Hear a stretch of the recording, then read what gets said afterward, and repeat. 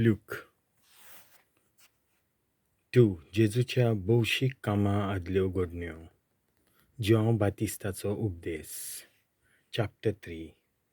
टायबिरियस सोमाराजाचे राजवटकेच्या 15व्या वर्सा पोंस पिलात जुदेयाचो राजपाल, हेरोद गालिलियाचो उपराजा आनी लिजानिया अबिलेनेचो उपराजा आसतना अन्नास आनी कायफास परम याज्ञीक आसले तेन्ना जुआवांक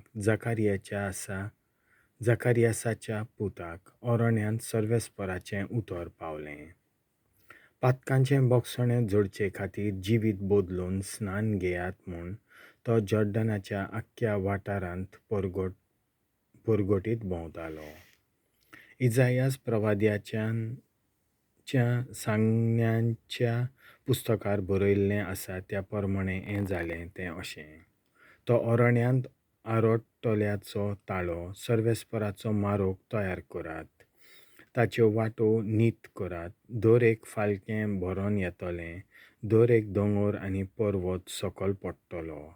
वांकडे तिकडे मारोग नीट जातले आनी गुंड्या फातरांचे आसात ते सुळसुळीत जातले. आनी आख्खें मनशाकूल देवाचें तारण पळयतलें.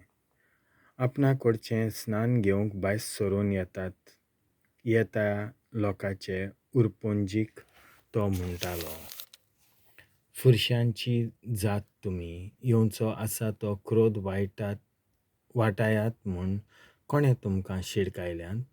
पूण तुमचें जिवीत बदल्लां जाल्यार तें पुरत्या फळांनी दाखयात. आनी आमचो बापूय अब्राहम अशें तुमचें मोदें म्हणून नाकात. तर हांव तुमकां सांगतां, ह्या फातरांतली अब्राहमाक सोंसत उत्पन्न करूंक देवाक तांक आसा. आतां लेगून झाडांच्या मुळाक कुराड घाल्ली आसा. म्हणटच जें झाड बरें फळ दिना तें देव कातरतलो आनी उज्यांत घालतलो. आनी पुष्कळ लोकांन ताका विचारलें, तर आमी कितें करचें? आनी जाप दिवन ताणें म्हणलें, दोर आंगावळीं आसात ताणें कांयच ना ताका एक दिवचें. आनी जेवंक खावंक आसा ताणें तशेंच करचें. धर वसुंदारूय स्नान घेवंक आयले आनी तांणी ताका म्हणलें, गुरुजी, आमी कितें करचें? ताणें तांकां सांगलें, तुमकां थारायलां ताचेकूय आनी कांयच ओगलें घेवं नाकात. आनी सैनिकांनी ताका विचारलें, आमी म्हूण कितें करचें? आनी ताणें तांकां अशी जाप दिली, कोणाक जबरदस्ती करूं नाकात, न्हय म्हूण कोणाचेर बोगलांत घालूं नाकात. आनी तुमकां कितें मजुरी मेळटा ती घेवन धादोशी जायात. होच बी क्रिस्त न्हय मूं? असो जुआवां विशीं लोक खूब दुबाव काडून आनी जोण एकलो आपल्या मनांत अदमास करून आसलो देखून जुआवान तांकां सोमेस्तांक जाप दिवन म्हणलें, हांव तुमकां उदकाचें स्नान दितां खरो, पूण म्हजे बोलवंत एकलो येता आनी ताच्या वाखाणणेची वाडी सोडूंक हांव उपकारना. तोच पवित्र आत्म्यान आनी उज्यान तुमकां स्नान दितलो.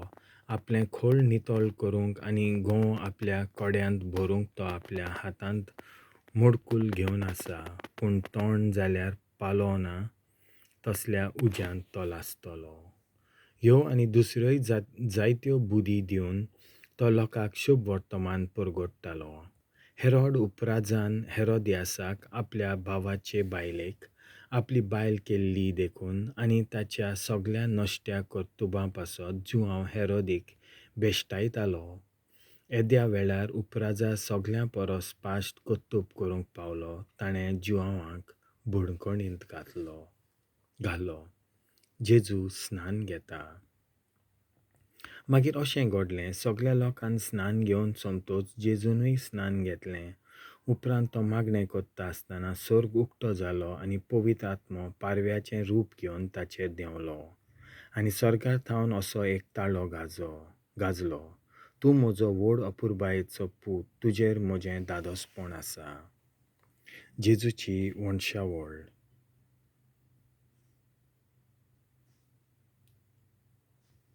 आपलो वावर सुरू केलो तेन्ना जेजू सुमार 30 वर्सांचो आसलो आनी लोक तो जुजेचो पूत म्हूण समजतालो.